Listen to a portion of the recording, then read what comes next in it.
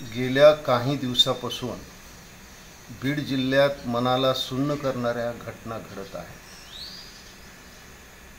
आपला नेता लोकसभेत हरला म्हणून काही तरुणांनी आत्महत्या केल्या।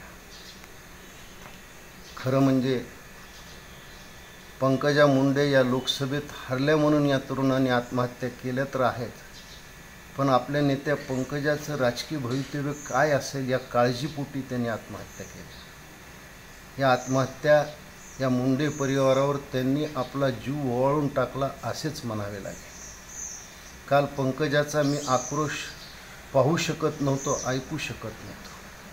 स्वर्गीय मुंडे साहेब गेल्यावर देखील तिनं अशा प्रकारचा आक्रोश कधी केला नाही। फार संयम ठेवला, धीराने सगळ्या कठीण प्रसंगाला ती तोंड घेतली, पण काल मात्र ती उमळून पडली असंच म्हणावं लागेल। महाराष्ट्राच्या इतिहासात किंवा जनसंघ भारतीय जनता पक्षाच्या राजकीय इतिहासात देखील त्यांच्या कोणत्या नेत्याच्या पराभवामुळे कुणी आत्महत्या केल्याचं उदाहरण ऐकिवात नाही, वाचण्यात नाही आणि पाहण्यात नाही। मुंडे परिवारावर प्रेम करणारे हे सर्व तरुण यांनी आत्महत्या केली नाही, तर त्यांनी आपलं बलिदान दिलेलं आहे। मी या सर्व मुंडेप्रेमी असंख्य लोकांना एवढीच विनंती करेल की निवडणुका येत असतात, जात असतात, आयुष्य एकदाच येत असतं, ते पुन्हा पुन्हा मिळत नसतं। त्यामुळे असा टोकाचा विचार आपण करू नका। आपलं प्रेम मी समजू शकतो, पण संयम ठेवा आणि संघर्षाला तयार व्हा।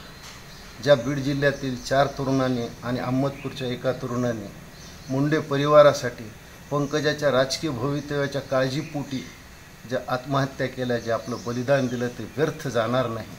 त्या सर्वांना माझी भावपूर्ण श्रद्धांजली।